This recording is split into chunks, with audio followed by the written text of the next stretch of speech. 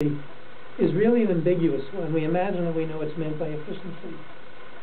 An enterprise may be highly efficient, but the ensemble of enterprises has a very high rate of failure. Even before the present economic collapse, most new businesses fail within 2 years. So if you look at the efficiency from a point of view of the economy as a whole, rather than the individual enterprise, you get a different picture. Secondly, the efficiency of an enterprise is very much related to the productivity per worker. And this can be achieved in a lot of ways that are not good for the health of workers. Job insecurity, what they call flexibilization, means undermining job security so that the threat of unemployment could be a coercion for extracting more labor per hour from people. And the trend in the United States has been for more overtime without payment, cheating on the breaks, shortening lunch hours, cutting down on vacation time, getting rid of workers just as they're at a point where seniority would give them a higher salary. And so you get a turnover which results in people who are less skilled and less experienced doing the highly skilled jobs in order to keep people who don't have accumulated seniority. Another element of efficiency is ignoring the externalities. So, for instance, in the case of Woburn leukemia, the efficiency of the W.R.C. Grace Company was partly maintained by dumping the pollutants at night in the wells.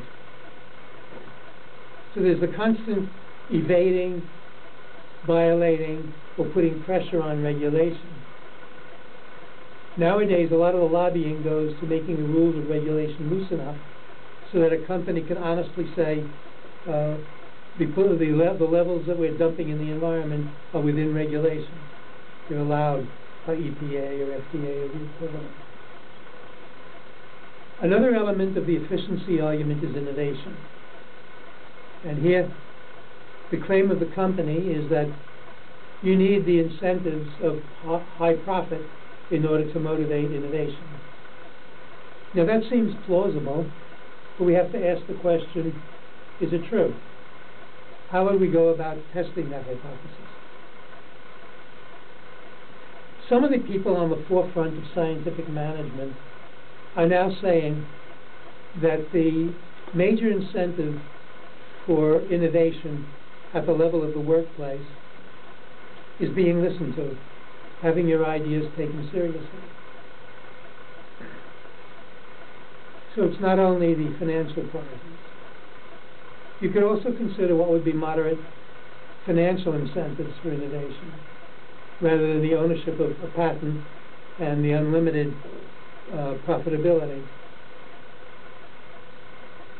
You could also look at circumstances in which innovation is not motivated by ownership of a product.